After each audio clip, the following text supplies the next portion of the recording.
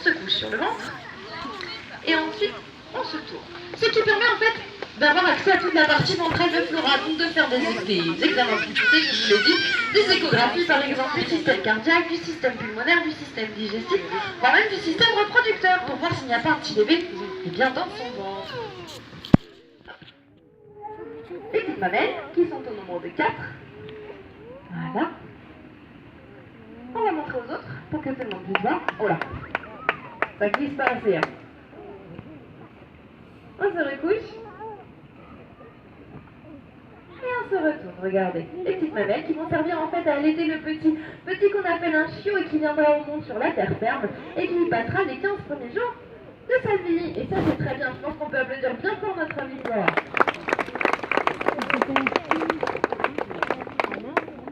Alors de l'entraînement médical, on peut en faire avec plein d'espèces différentes. On peut en faire avec les petits primates, avec les grands primates, avec les adax, avec les antilopes, etc.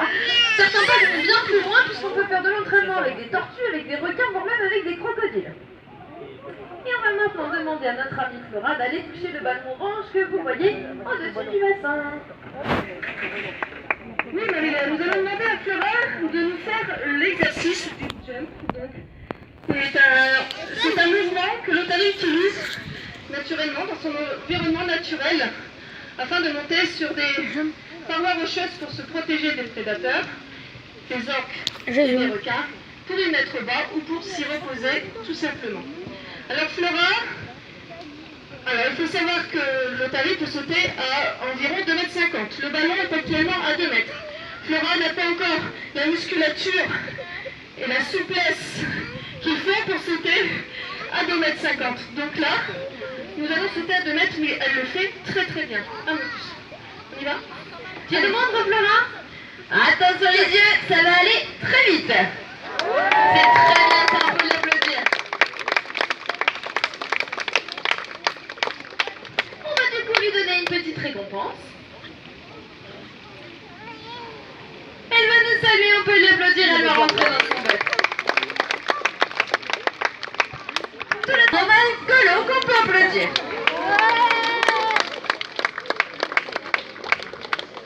Alors j'entends souvent, oh la vache, non, je vous rassure, c'est pas une vache, c'est bien une otarie, mais une otarie de 270 kg.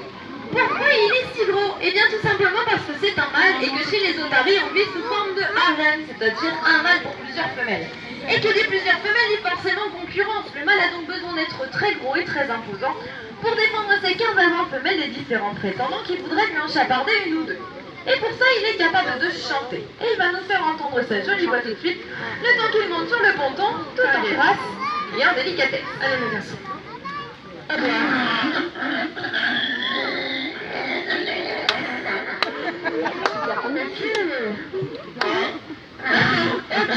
Ok, demain.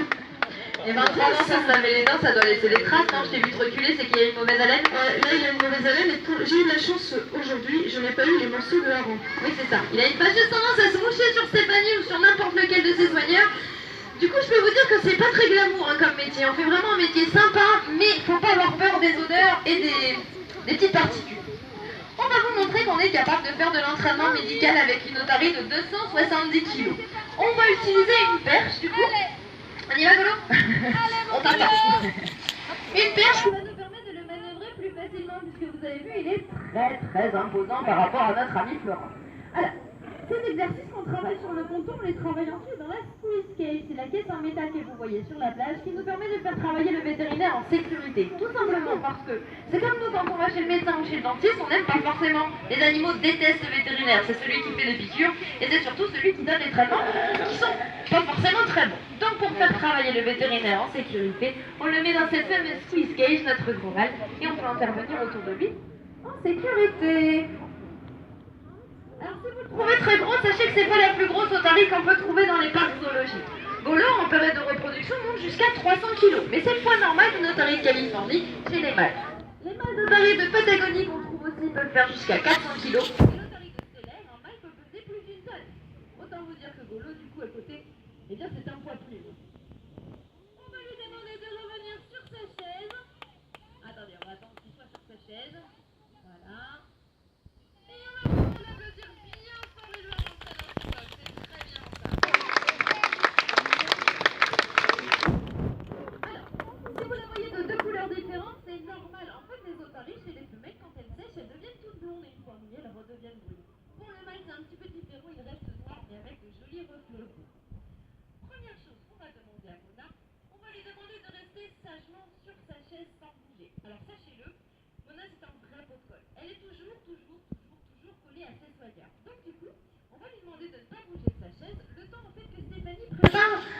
l'exercice suivant, tout simplement pour lui apprendre à se détacher et surtout apprendre un petit peu la patience, parce que c'est pas la reine de la patience.